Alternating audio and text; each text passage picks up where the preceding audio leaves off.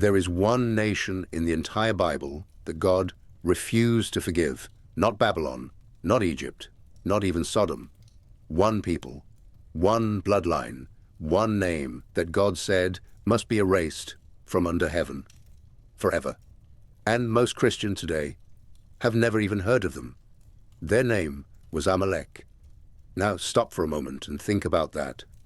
The same God who forgave murderers, the same God who forgave Nineveh after one sermon, the same God who looked down from a cross and said, "Father, forgive them, for they know not what they do."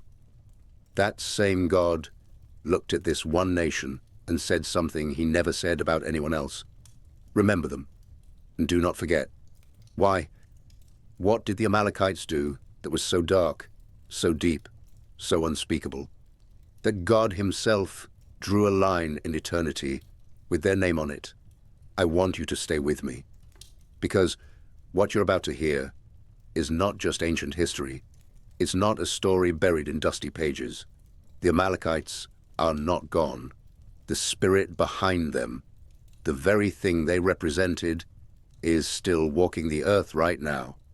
And once you understand who they really were, you'll start to see them everywhere. In headlines, in conversations, maybe even in your own life. So before we go any deeper, take a breath, because this is the kind of truth that once you see it, you cannot unsee. To understand why God reacted the way he did, we have to go back, way back, to a moment in the desert, somewhere between slavery and the Promised Land. The Israelites had just walked out of Egypt. Picture this for a second. These were not soldiers. These were not warriors. These were people who just weeks earlier had been making bricks under a whip. Their backs were still scarred. Their children were still hungry. Their women were still trembling from years of fear. And now they were free. But free into what? A wilderness, no food, no water, no army, no homeland, just a long, slow walk towards something God had promised them, but they couldn't yet see. And it's right there, in that exact moment of weakness, that the Amalekites show up. Now, here's what most people miss. The Amalekites didn't attack the front of the camp. They didn't challenge the warriors. They didn't meet Israel face to face like men of honor. The Bible tells us something very specific in the book of Deuteronomy. It says they came from behind. They struck the stragglers, the weary, the faint, the ones who couldn't keep up, the elderly, the sick, the children. Read that again slowly. They went after the weak. That single detail is the key to everything, because in the ancient world, war had rules. Even brutal nations had codes. You fought soldier against soldier. You raided for land, for gold, for power. But the Amalekites, they didn't come for land. They didn't come for treasure. They came for cruelty itself. They came to hurt the ones who could not defend themselves. They came to break a people who were already broken. And there's something else, something deeper. The Amalekites were not strangers to Israel. They were family, distant cousins, descendants of Esau, the brother of Jacob, the same blood, the same ancestor. Abraham was their great-great-grandfather too. So this wasn't just an attack, it was a betrayal. It was kin turning on kin in the worst possible moment.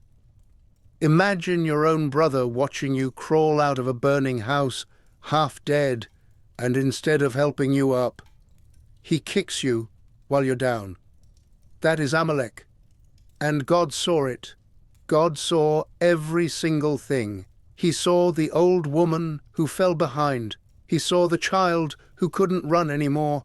He saw the father who turned around to defend his family with nothing but his bare hands. And he remembered. The Bible says Moses built an altar after that battle. He gave it a name. The Lord is my banner. And then he said something strange, something that has echoed through 3,000 years of history. He said, The Lord will have war with Amalek from generation to generation. From generation to generation. Not one battle, not one war, a war that would never end, a war written into eternity itself. And that's when you start to realize something uncomfortable. The Amalekites were not just a nation. They were never just a nation. They were a spirit, a pattern, a force in this world that targets the weak, mocks the broken, and tries to destroy what God is trying to rescue. And God, who is patient with sinners, who waits hundreds of years for empires to repent, who sends prophet after prophet to wicked cities, this same God looked at Amalek and said, "No, not this one.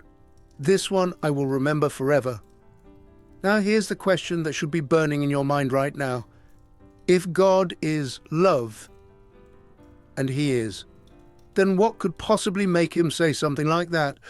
What did the Amalekites carry inside them that was so dangerous, so contagious, so destructive, that mercy itself had to step aside? The answer is darker than you think, and we're just getting started. There's an old saying among the rabbis. They say that Amalek is not just a people. Amalek is a question, and the question is this: does God really see? Because everything Amalek did was built on one assumption, that heaven was empty, that the cries of the weak meant nothing, that you could hurt the broken and walk away clean, that there was no one watching, no one keeping the score, no one who would ever come back to settle it. And that, right there, is the deepest evil a human heart can carry. Not lust, not greed, not even murder, but the quiet, calculated belief that God doesn't see, doesn't care, and won't act. Think about your own life for a moment. Think about the worst pain you ever went through, the night you cried alone, the betrayal nobody knew about, the prayer you whispered when your face was wet and your hands were shaking. And in that moment, did a voice ever rise up inside you and ask, "Where is He? Does He even hear me?" That voice, that whisper, that cold little thought that tries to convince you that you're alone in the universe, that is the spirit of Amalek. And it's been hunting humanity since the beginning. The book of Exodus says something that almost gets lost in translation. It says Amalek did not fear God. But the Hebrew is stronger than that. It means they had no awareness of Him at all. They lived as if heaven were a ceiling, as if the sky were the limit, as if there's nothing above them and nothing waiting for them on the other side. They were the first true atheists of the ancient world, not in theory, in practice, in their hands, in their swords, in the way they treated the weak. And here's the terrifying part. You don't have to deny God with your mouth to live like Amalek. You only have to deny Him with your actions. Now, jump forward in time. Centuries pass. Israel grows. They have judges, kings, prophets, and the Amalekites are still there, always at the edges, always raiding, always burning, always picking off the weak, until one day God speaks again. He sends the prophet Samuel to a king named Saul, and he gives him a command that has troubled readers for thousands of years. He tells Saul to go to war with Amalek and to spare nothing. Not the men, not the women, not the children, not the animals. Erase them. Now I know what you're thinking. How can a good God say something like that? It sounds harsh. It sounds impossible. It sounds like something you'd want to skip over and never read again. But stay with me, because there's something here you have to understand. When God said, erase them, He wasn't being cruel. He was being merciful. Merciful to every generation that would come after, because He knew something Saul didn't. He knew that if even one root of Amalek survived, that root would grow back, and it would grow back stronger. And one day, hundreds of years later, a descendant of Amalek would rise up and try to wipe out the entire Jewish people in a single night. That's not speculation. That's the book of Esther. A man named Haman, the Bible calls him an Agagite. Agag was the king of Amalek that Saul was supposed to kill and didn't. You see what's happening here? Saul disobeyed. He spared one man, one king, one bloodline. And from that single mercy, that wasn't really mercy, came a man who almost succeeded in genocide.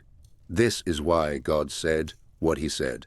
Not because he hated children, not because he delighted in death, but because he saw what we cannot see. He saw that some seeds, if you let them grow, will poison the entire garden. And the spirit of Amalek is the kind of seed that does not die easily. It hides, it waits, it puts on new clothes, it changes its name, but it always comes back, and it's still coming back today.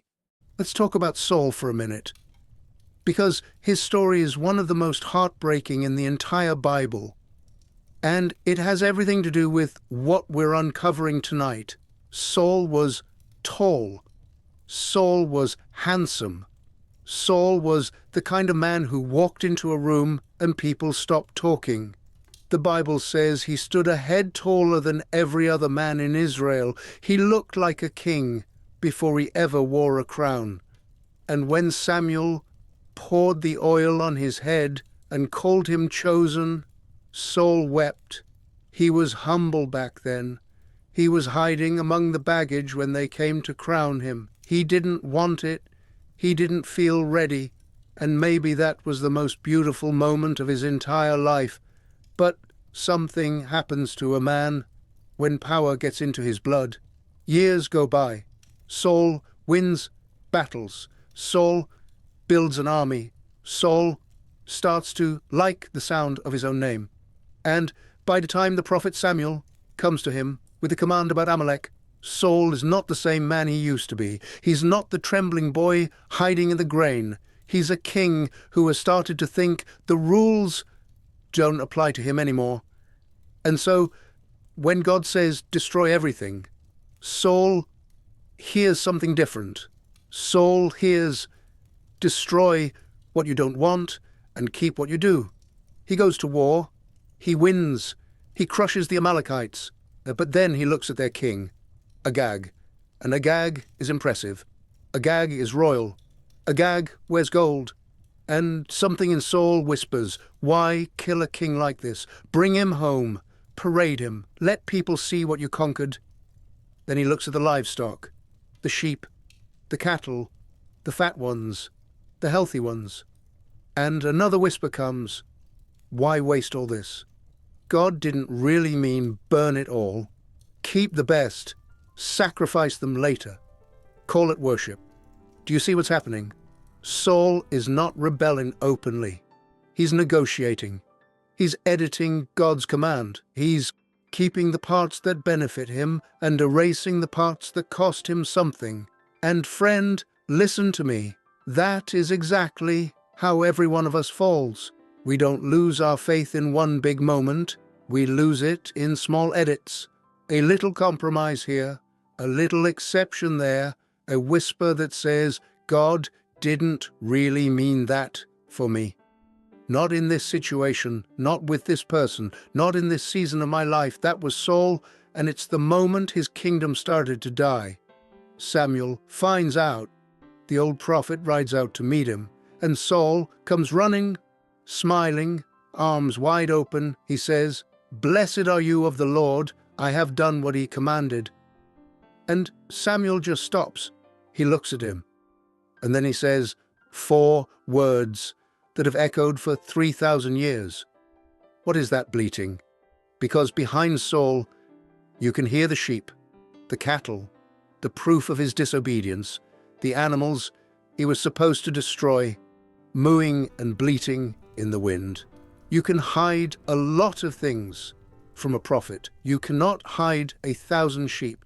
And then Saul does what every guilty man does. He makes excuses. He blames the people. He says, they kept the animals, not me, and they were going to sacrifice them to God. Notice that he's wrapping his disobedience in religious language. He's calling rebellion worship, and Samuel looks at him with eyes full of grief and says one of the most piercing sentences in all of Scripture. He says, to obey is better than sacrifice. Read that slowly. To obey is better than sacrifice. You can light every candle. You can sing every hymn. You can drop money in every offering plate. But if your heart is editing God, none of it counts. God is not impressed by religious noise from a disobedient soul. And then Samuel turns and walks away. And the Bible says something devastating. It says, Saul grabbed the edge of Samuel's robe, and it tore. And Samuel said, just like this robe, the kingdom has been torn from you today. Saul kept the king. Saul kept the sheep. And Saul lost everything. But here's the part that should send a chill down your spine. Agag, the king he spared. That single act of disobedience would echo across centuries, because Amalek was not done with Israel yet. Hundreds of years pass. Saul is long dead. Samuel is long dead. The kingdom of Israel has risen and fallen and risen again. The temple has been built. The temple has been burned. The Jewish people have been dragged in chains to a foreign empire called Persia. And there, in a land far from home, the spirit of Amalek wakes up one more time. His name is Haman. If you've never read the book of Esther, let me tell you something. It reads like a thriller. It reads like a movie. It has a king, a queen, a villain, a secret identity, a plot, a reversal, and an ending that will make the hair on your arms stand up. But underneath all of that drama, there is a single line that most people miss. Just a few words, easy to skip, easy to forget. The Bible calls Haman the Agagite, a descendant of Agag. The same Agag that Saul was supposed to kill and didn't. The seed that should have been pulled out of the ground centuries earlier had quietly grown. It had moved. It had crossed empires. It had changed its accent. It had buried its name. And now it was sitting at the right hand of the most powerful king on earth. And what does Haman do? The very first thing this seed of Amalek does, the moment he gets power, he tries to wipe out every Jew on the face of the planet. Not some of them, all of them. Men, women, children, infants, in a single day. He even casts lots to choose the date. Cold, calculated, bureaucratic, genocide as paperwork. Now, stop and feel the weight of this for a moment.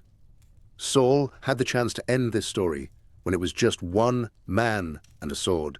One act of obedience would have closed the door forever. But because Saul edited God's command, that door stayed cracked open. And evil is patient. Evil doesn't need much. Evil just needs a crack. And out of that crack, almost 500 years later, walked Haman. This is why God's commands sometimes feel heavier than we want them to be. Because God is not just speaking to your today, He's speaking to your great-great-grandchildren. He sees what you can't see. He sees the chain reaction your choices will set in motion long after your name is forgotten. But here's where the story turns. Because in that same Persian palace, God had been quietly working.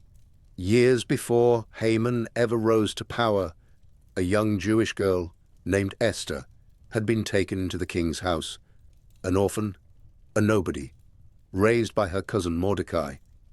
She didn't ask for the spotlight. She didn't want the crown. But God placed her there, hidden, waiting, like a sword in a sheath. And when the day came that Haman's decree went out When every Jew in the empire was tearing their clothes and weeping in the streets, Mordecai sent a message to Esther in the palace, and the message contained one line that has been quoted for thousands of years. Who knows whether you have come to the kingdom for such a time as this? Stop and let that sink in. Because that line is not just for Esther, that line is for you. You are not in the place you are by accident. The job you have, the family you were born into, the struggles you have walked through, the wounds you carry, the strange detours your life has taken. None of it is random. God is a master weaver, and you are not just a thread, you are a thread placed exactly where he needs you to be. For a moment, you cannot yet see. Esther understood. She walked into that throne room, knowing it could cost her life. And in the end, the story flips so completely that the gallows Haman built for Mordecai became the gallows Haman himself was hanged on. The same evil he prepared for others fell back on his own head, and the Jewish people, to this day, 3,000 years later, still celebrate that night. They call it Purim. And every year, when the name of Haman is read aloud, the children make noise to drown it out, because some names are not meant to be remembered with honor. Some names are meant to be erased from under heaven, just like God said. But the question still stands. The spirit of Amalek didn't die with Haman either. Here's something the old rabbis used to teach, and it has haunted me for years. They said that Amalek is not just out there, Amalek is in here. They said every human being has an Amalek inside of them, a small voice, a quiet enemy, a shadow that walks beside you and waits for the moments when you are tired, when you are hungry, when you're at the back of the line, when you are limping through a desert of your own. And in those moments, that shadow strikes. It tells you God has forgotten you. It tells you your prayers are bouncing off the ceiling. It tells you that you are alone, that nobody sees, that nobody cares, that the universe is empty, and you are just a small ache moving through a meaningless space. And every single person listening to me right now has heard that voice. You heard it the night your marriage fell apart. You heard it when the doctor walked into the room with that look on his face. You heard it when your child stopped speaking to you. You heard it in the silence after the funeral, when everyone went home and the house was too quiet. You heard it in the bathroom mirror at 3 a.m, looking at a face you barely recognized. That voice has a name, and the name is Amalek, and just like the original Amalekites, this voice doesn't fight you when you're strong. It doesn't come at you when you're full of faith and surrounded by friends and singing on a Sunday morning. No, it waits. It waits until you are at the back of the camp, until you are stragglers, until you are weary, until you are faint, and then it strikes from behind. This is why God said, remember. Not so you would hate a nation that no longer exists in any visible form. He said, remember, so you would never forget that this enemy is still real, just wearing different clothes. And here's what most people miss. The way you fight Amalek is not with a sword. Look back at the original battle. When Moses lifted his hands toward heaven, Israel started winning. When his arms grew tired and dropped, Israel started losing. So Aaron and Hur came and held his arms up for him, one on each side, until the sun went down. What does that mean for you? It means the battle against the Amalek inside of you is not won by trying harder. It's not won by gritting your teeth. It's not won by pretending the voice isn't there.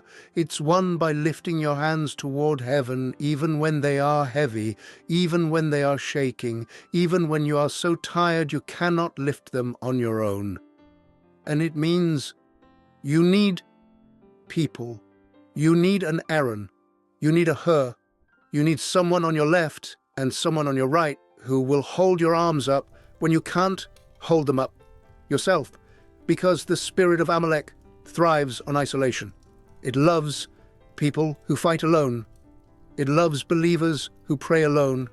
It loves families that suffer alone. Pull a soul out of community, and Amalek wins almost every time. That's why the Christian life was never meant to be lived in private, never meant to be a solo act, never meant to be one person and a Bible app and a whispered prayer and a parked car. We were built for each other. We were built to lift each other's arms. And here's the deepest truth I want you to carry away from this part of the story. The Amalek inside of you can be defeated, but it cannot be defeated by you alone. It is defeated when you reach upward and outward at the same time. Up to heaven, out to the brothers and sisters God has placed around you. This is why the church exists, not as a building, not as a club, not as a Sunday performance, but as a battlefield strategy, a people who hold each other's arms toward heaven until the enemy of our souls runs out of arrows. And there is one more thing, one final layer of this story that nobody told me growing up. Because the war with Amalek does not end in the Old Testament. It doesn't end with Saul. It doesn't end with Esther. It doesn't end with the rabbis. It ends with a hill outside Jerusalem, a wooden cross, and a man with his arms stretched out just like Moses on that mountain, except this time nobody had to hold his arms up. He held them up himself for you. If you are still here with me at the end of this video, I want to invite you to subscribe to our channel and walk with us every day. We are building something here for people who are tired of shallow answers, people who want to dig deeper into the Bible, into the questions nobody asks in church, into the truths that change how you see your own life. So go ahead and hit that subscribe button right now. Don't wait until the end. Because honestly, what's coming next in this video is the part I've been waiting to tell you the whole time. And I don't want you to miss it. Now let's go back to that hill. Because there is a moment in human history where the war with Amalek changed forever, and most people never saw it for what it was. A man hangs on a cross, his arms are stretched out just like Moses on the mountain. But these arms are not held up by friends, they are held up by nails. He is bleeding, he is suffocating, he is dying, and around him the world is doing exactly what Amalek has always done. They are mocking the weak. They are kicking a man who is already broken. They are striking from behind while he cannot fight back. Soldiers gambling for his clothes. Religious leaders sneering at his pain. Crowds shouting insults at a man who could no longer answer them. Every single thing happening at the foot of that cross was the spirit of Amalek in its purest form. Cruelty toward the weak, mockery toward the broken, the ancient lie that heaven was empty and there was nobody watching. And then he spoke, not in anger, not in revenge. He looked at the very people doing all of this to him, and he said something that should have shaken the foundations of hell itself. Father, forgive them, for they know not what they do. Do you hear what just happened? Do you hear it? For thousands of years, every time Amalek struck, God had said, remember. Remember what they did. Remember the weak ones. Remember the broken. Remember the betrayal. Remember from generation to generation. And now, in this moment, the Son of God is being struck by the spirit of Amalek itself in its loudest and most public form. And instead of saying, remember, he says, forgive. Why? Because something is happening on that cross that had never happened before in the history of the universe. Sin is being absorbed, evil is being swallowed. The chain reaction that Amalek started in the desert, the seed that grew through Agag and Haman, and every shadow voice in every human heart, the entire dark river of cruelty that has flowed through human history, all of it is rushing into one man at one moment, and he is taking it into himself, and he is not letting it pass through. He becomes the answer to a question God asked at the beginning of this story. How can love be just? How can a holy God forgive what should not be forgiven? How can mercy meet the worst of what humans do to each other without becoming weak, without becoming foolish, without becoming a lie? The answer is the cross. The answer is a God who does not pretend evil isn't real. He does not say it doesn't matter. He does not wave it away. Instead, he puts on flesh, walks into the worst of it, and lets it crush him, so that you and I do not have to be crushed. And here is the thing that breaks me every time I think about it. You and I were never the Israelites in this story, not really. If we are honest, painfully honest, we were closer to the Amalekites than we ever wanted to admit. Every cruel word, every kicked dog, every time we used someone weaker than us, every prayer we never prayed because we didn't believe heaven was listening, every time we walked past someone falling and pretended we didn't see. That is the seed of Amalek in us, and yet on that cross he looked at people exactly like us, and he said, "Forgive." The only nation God said never to forgive became the very thing Jesus took on himself so that we could be forgiven anyway. And that, friend, is the part of the Bible that nobody's preaching loud enough. So let me bring you all the way back to the beginning. We started with a question. Why would a God of love look at one nation and say, erase them from under heaven and never forget what they did? It sounded harsh.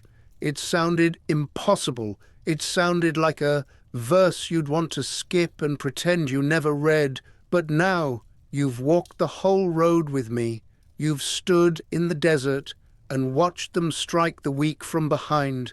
You've sat with Saul as he edited the command of God and lost a kingdom over a king he should have killed. You've watched Haman rise 500 years later out of a seed that should have been pulled. You've felt the voice of Amalek inside your own chest in the worst nights of your life. And you've stood at the foot of a cross where a man with no friends to hold up his arms held them up himself, and somehow, in that one act, broke the back of an enemy that had been winning for thousands of years. Now, here is the quiet truth I want to leave you with. The reason God said, never forgive Amalek, was not because God cannot forgive. It was because some evils are so deep that only God himself can carry them away. You and I cannot. We don't have the strength. We don't have the holiness. We don't have the depth. If we tried to forgive Amalek on our own, we would be crushed under the weight of it. And so God said, leave this one to me.